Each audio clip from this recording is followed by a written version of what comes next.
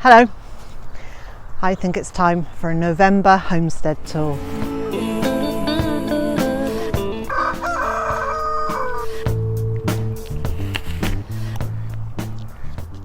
There's an awful lot that feels like it's coming to the end of the growing season. Certainly out there in the food forest, I've been cutting things back and tidying them up. And when I say tidying, I'm just gathering things into piles and I'm going to leave them there over winter to rot down. All sorts of wildlife will be able to live in those piles of foliage, and it will provide some shelter for our resident hedgehogs. I've been cutting back the asparagus as the ferns start to fade, turn yellow and go crispy. I'm cutting those down almost at ground level and then removing them because somewhere, and I suspect somewhere like Mark at Self-Sufficient Me, did a video about asparagus and was saying about there's the potential for asparagus beetle to live in the hollow stems, so I'm removing those, and likewise I'm doing the same with the asparagus over here. Ocker is not yet ready to harvest, so that's still abundant. The strawberries, which this year I had meant to cut back hard, I didn't, and this pathway here is completely chock-a-block with runners. And it is still my intention to lift those and to move those to another bed.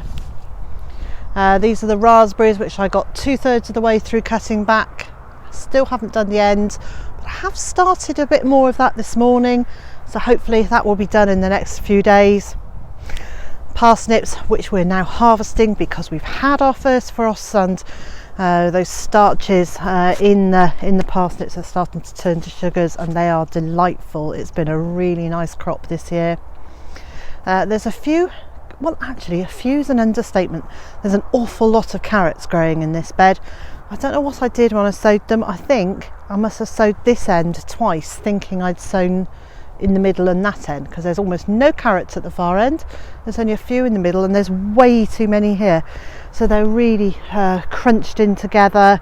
They're only tiddly, so I'm actually just harvesting them like baby carrots, but even so I think they would have been better if they'd been less crowded. And we've got some Celeriac here. Now these are a really good size, I'm so pleased with those. This is where the Greek gigantes beans were, and I've taken the framework down. I've cut the beans off to sort of, that's about 8 inches. This is about 4, so basically I've taken them right down. I've removed as many weeds as I can see, but there's also still quite a lot of garlic in here, and this is the garlic that I forgot to harvest, or just didn't get around to harvesting earlier in the year, and it's now growing back. And a few friends have said to me, oh, you need to lift that. Well, I'm not going to. I'm actually going to allow that crop to grow as a perennial garlic plant, and then I will just harvest a bit at a time as I want it. It will be milder than if I had lifted the bulbs and cured them, which kind of concentrates their flavour. Hello, Monty. But that's fine. I'm very happy to have a milder garlic flavour. There's masses of it, and that can supplement and complement the garlic that I lifted earlier in the year. There are cabbages here, and when I snapped the cabbage heads off to harvest them, I left the stems in, and they're now growing a second load of leaves. 4 or 5 small cabbagey heads are forming around each stem. Very pleased with that. This is the bed. Now, what was in here? Potatoes and peas down the centre of it. Well, do you know, we've still got the peas going. There are still pea shoots. Mr. J and I are enjoying these in salads. I'm so pleased that these are self-sown, but this continues on, so the weather hasn't got quite cold enough yet to kill all of these off. And over in this bed, well, I can't work out whether this is in the bed or in the path. I think this is in the pathway. This is borage, and it is, for all intents and purposes, a weed because it's in the wrong place. But I'm leaving it to grow because these flowers, even though there's only very few of them, are absolutely vital for our bees. It means that the bees and other pollinating insects still have some flowers to get to feed at, and I will just leave that until it dies back. And in the rest of this bed, well, most things are going over now. We've got a really good crop of chard, but the ducks have eaten most of that. So until I shut the ducks out of this area again, the chard is going to have to fend for itself. There's some beetroot in there that may or may not overwinter. I might harvest them as baby beetroot, and there's some parsley which I'm going to cut today and get into the dehydrator, so we've got some dried parsley to use throughout the winter. And then my intention is to cover this bed with a really thick layer of duck bedding throughout the winter. So each time I clear out the duck house, I will add it onto this bed, get a really nice thick layer. That will help suppress the weeds. It will keep the soil warm underneath it. The worms will do their action on that bedding, and hopefully we'll then have a really good bed for planting in next year. And in this half of the garden, it's pretty much the same picture. Everything is looking very past its best. So the runner beans, I'm still harvesting those, taking the beans out of the pods to preserve those for the winter. This is my purple sprouting broccoli. That will keep going until some point in the spring. This bed, again, it's another mixture of parsley and beetroot. There's a few lettuce in it, and as I lift those, I will get duck bedding on there as well. This was the bed that I sowed with lots of salad plants, lots of seeds, corn salad on that side, and I can't remember what I put on this side. Whatever I put on this side doesn't look like it's grown very much. There could be some rocket in there, but I think the ducks have eaten that, but they haven't eaten the corn salad, so I will be able to harvest some of that before too long. Over here, well, I think possibly this courgette has seen better days. Definitely time for this to go onto the compost heap.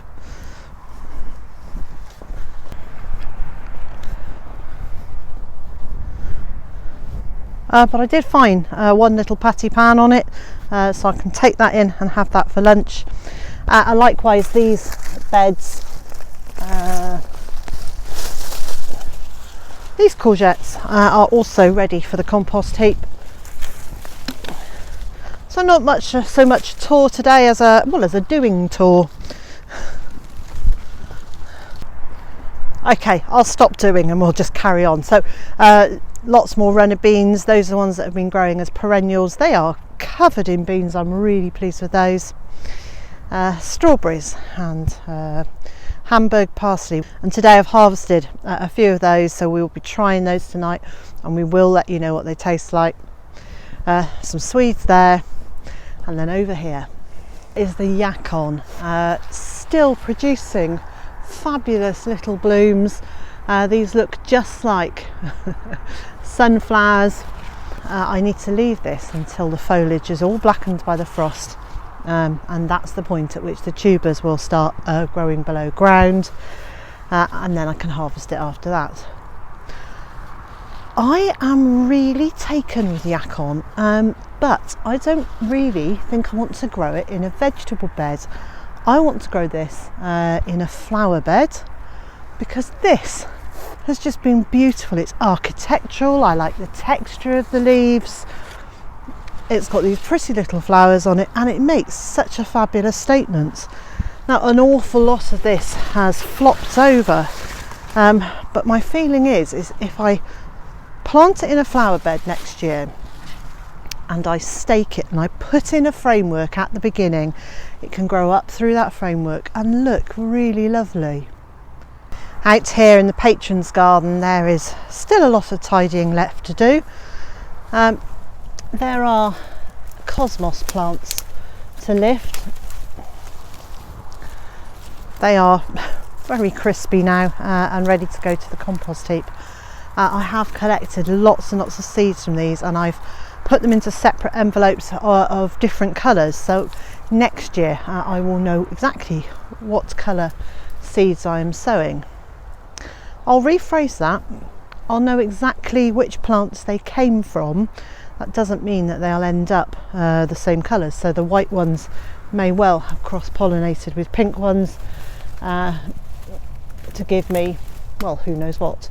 It could be pink, it could be white, it could be somewhere in between. But what I'm not doing is cutting them back to see if they will regrow. They served a really good purpose in this bed this year, which was to give it some shape and some form, and to stop it looking so empty as a new bed. But next year, the perennials that I've put in here hopefully will filled out a bit more and will provide more body and structure. And I might put 1 or 2 cosmos in here, but not maybe the 30 or so that I put in this year. One of the other tasks I'm going to do over the next few days is to take some Penstemon cuttings. Now, Penstemons are mostly hardy, but if we do have a really heavy cold winter, it might kill them off. So I'm going to take lots of cuttings. If I end up with a multitude of plants next year, well, fabulous. I'll just plant them around the edges and against the fences and things, but I do want to take them as a insurance policy, I suppose. So I'll take the cuttings and I'll overwinter those in the polytunnel. This bed was filled with potatoes this year, so I created this not very deep raised bed, grew potatoes all the way through it, and as I've lifted them throughout the year, I've then planted in perennial flowers. So there are these beautiful dahlias, which part of me wants to lift the tubers, overwinter them in the polytunnel, and the other part of me thinks I'm just going to pile an awful lot of duck bedding on them and protect them from the frost that way. We're still getting these enormous blooms, which are lovely. Oh, we are also getting some fairly heavy duty thistles growing in here, and quite a lot of weeds. So I need to come through and weed this bed and give it a bit of TLC, which is actually the case right through the garden. It all needs me to just come through and give it a good tidy up, take away foliage and old dead stems. And while I want the piles of sticks and bits of wood down in the food forest, these old potato plant stems are just going to rot down very quickly. They're going to make it slimy and slippery to walk along here, so I'll get those into the compost heap, which will tidy this up, discourage the slugs from living in there, and it will make it look, well, just that bit neater. Over here in the market garden, well, there is a ton of weeding to be done, and I think it's worth doing, actually. Sometimes I think, oh, it's not worth it, I can just cover it, and then other times when they're creeping and pernicious weeds, they are worth getting out. So I showed you last week things that we were still harvesting and things yet to come. I will talk to you about plants like this one, which is one of our perennial vegetable plants. And generally, I feel a bit overwhelmed by the sheer volume of stuff that needs doing. But it doesn't take very long, and that's the really encouraging thing, is it doesn't take too long to do any of this clearing if I just do a bit at a time. And here in the polytunnel there is still an awful lot to do. The tomatoes have finally had it. They just look like they've come to the end. So there's still some of those to harvest. There are a few courgettes to harvest, and the lettuces that I put in a couple of months ago are looking really good. The peas that were sown 10 to 12 days ago are coming up really nicely.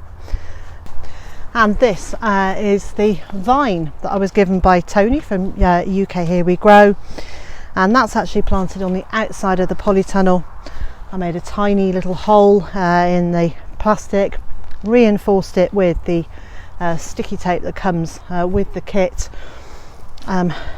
pushed the stems through, and I've been training them up these pieces of baling twine all of this year, and I now have 5, is it 5? May even be 6 stems coming outwards, which hopefully in the next couple of years will spread right along this polytunnel and along this framework and start giving us some grapes.